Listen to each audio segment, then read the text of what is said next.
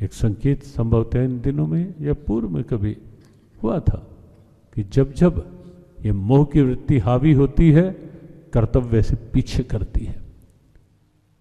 शरीर के प्रति मोह बहुत अधिक होगा तो जीवन केवल शरीर की साज सज्जा और शरीर की स्थितियों तक रह जाएगा, शरीर की सुविधाओं तक रह जाएगा। ध्यान ही नहीं आएगा कि मन को भी तो सबल बनाकर जीवन जिया जा सकता है। ध्यान ही नहीं आएगा कि इस शरीर को चलाने वाला कौन, किसके कारण ये शरीर जीवन है और किसके बिना ये शरीर मृत डेड बॉडी कहलाता है। कभी ध्यान ही नहीं आएगा वो चेतना क्या है जीवन की।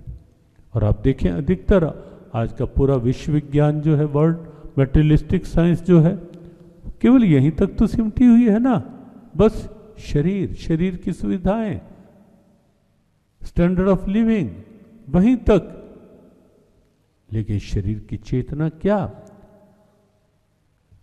एक एक श्वास चल रहा है।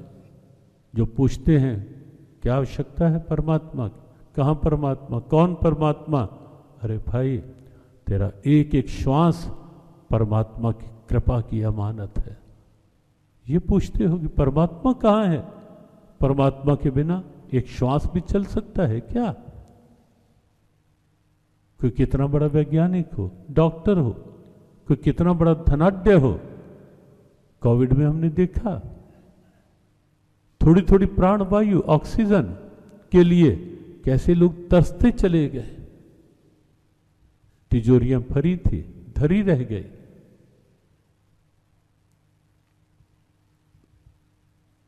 परमात्मा, ये एक एक श्वास परमात्मा की अमानत है जीवन की।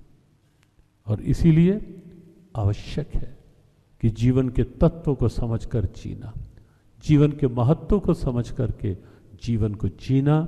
और गीता वो ग्रंथ है कि तब अर्जुन हारा, अपने आप से हारा, अपनी मोह की वृत्ति से हारा, और भगवान कृष्ण ने गीता का उपदेश देकर अर्जुन को उबारा, अर्जुन को उठाया, अर्जुन को संभाला। और वही अर्जुन जो ये कह चुका था कि कृष्ण मेरे वश का कुछ नहीं, अब युद्ध नहीं करूंगा, कृष्ण ना योत्स से गोविंद, चुप होके बैठ गया था रथ के पिछले भाग में। वही अर्जुन कहता है करिष्ये वचनम तव, अब जो आप कहोगे वो करूंगा मैं। गीता वो ग्रंथ है जो कर्तव्य से पलायन कर रहा, कर्तव्य से भाग रहे अर्जुन को फिर से कर्तव्य पथ पर फिर से अग्रसर कर देता है। गीता वो ग्रंथ है।